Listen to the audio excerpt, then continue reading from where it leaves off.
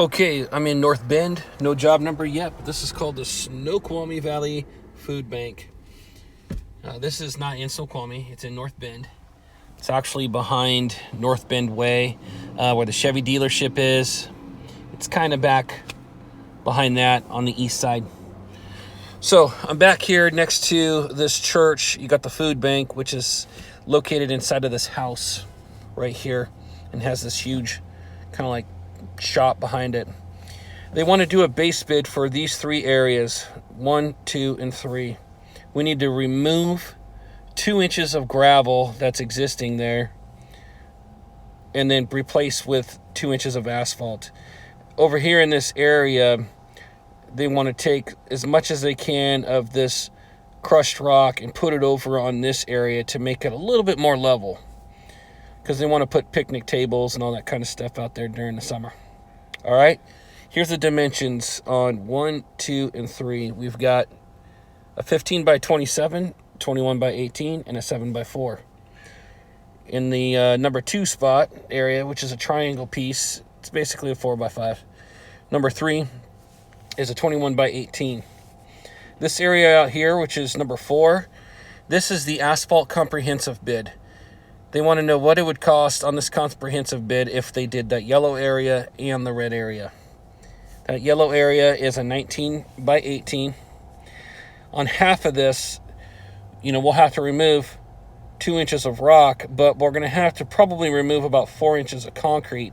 That 4 inches of concrete is 18 feet by 8. It's like 18 by 8 of concrete that we would have to remove at 4 inches. And then we've got this gravel area here where we'd have to remove 2 inches. I would suggest we remove the concrete, and then whatever gravel we have here, we just push it over into that hole to fill up that 2 inches of concrete. So that way this can all be 2 inches of asphalt in the end. Okay, hopefully that made sense. Let's go take a look at this scope of work. So here I am out here on the street. Project managers can park along the side of the road here or right here. I would suggest we just park right here along the side of the road. Okay, here's that main driveway. You can see there's a sidewalk here, grass over here, crushed rock on it. I sprayed some white lines down here to kind of show you how we would create a radius so that the asphalt would go up and over to the building, around those steps, and then over. All right, so as much as possible, we want to take this gravel and move it over there so that we're not hauling out a bunch of material. We're trying to disperse it into other areas. Okay, so this asphalt would come all the way over to here.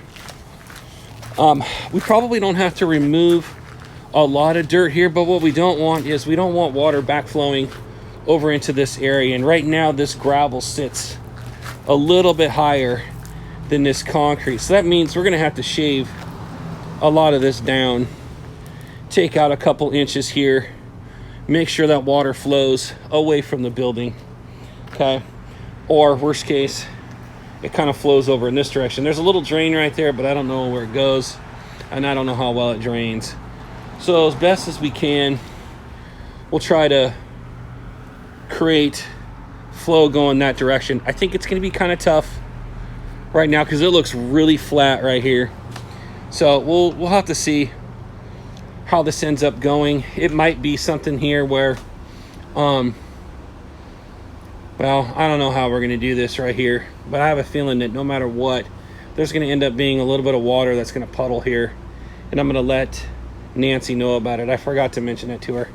Okay, so I will make that note that there might be the case where maybe they want to think about, putting like a drain right here that it can go straight down and then filter into the dirt. Okay, so that's the first area. This is the second area, the 4 by 5. There's a drain pipe right here. You can see there's the downspout right there, and there's a good chance that that comes over here and connects to that. Okay, so that's the 4 by 5. And then over here, this slopes from here and goes down and away towards that area, the lowest spot being right there. So it kind of comes down this way, has fall, and it falls this way and water kind of goes out that way.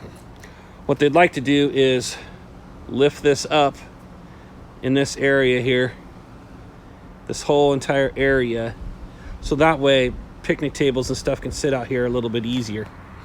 So we would pave all along the wood fence there, and then try to keep these railroad ties here probably as much as possible, and raise up this gravel probably a few inches, and then get this asphalt on here. They still want to get water flowing in this direction.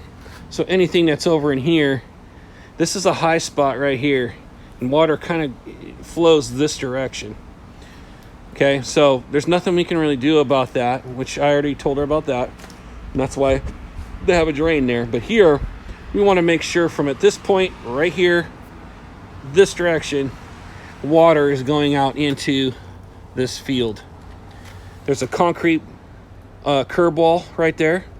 That's going to be our stopping point. We'll have asphalt kind of go around that and follow all the way up here to the railroad tie. Okay, so we'll take as much of that gravel as we can, throw it over here, fill it in.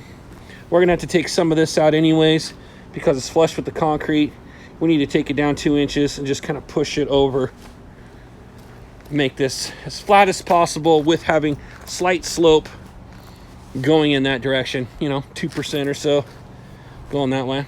Okay, here's the comprehensive bid. We've got concrete wall that's right here.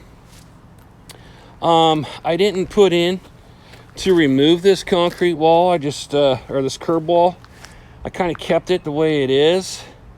I thought that maybe what we could do is I measured this entire area here as an 18 by 9. I'm thinking we could dig this out, leave the concrete there. We could dig this out and fill it in with asphalt so that it's all asphalt there. We'll bust out this concrete that slopes down here. We'll take out this 8 foot by 18, I think is what I said, 8 by 18 area of concrete at 4 inches. We'll saw cut right along the fence line here. Saw cut, take that out, fill this in. We'll be able to take some of this rock that's right here, push it over into this area, fill this void because it's 4 inches deep. It's only, and it's flush here. So if we take 2 inches of this off, skim it off, and push it over into here, that'll fill 2 inches of that 4-inch hole. And then we can just put all nice asphalt in here. We'll have that little concrete piece probably in there too. It might look a little funky, but I'd rather not mess with that concrete piece right now and just pour around it if we can. Okay, that's it. Not much else to this. Here's the deal. They've got grant money. Here's my line, by the way. There's a curveball right there. They've got grant money that needs to be committed to before November, the end of November. So as long as they sign a contract before November, the end of November, then we could try to get the work done in November. But if we don't have the window to do it, there is a good chance that we can do the work in December as long as they commit to that money before the end of November. So that means we got to get the contract as soon as possible. And then if we can do this work, it would be great. I think we probably could fit it in the month of November since it's a one-day job. But it could go into December as long as we get the contract as soon as possible. All right? Any other questions? Let me know.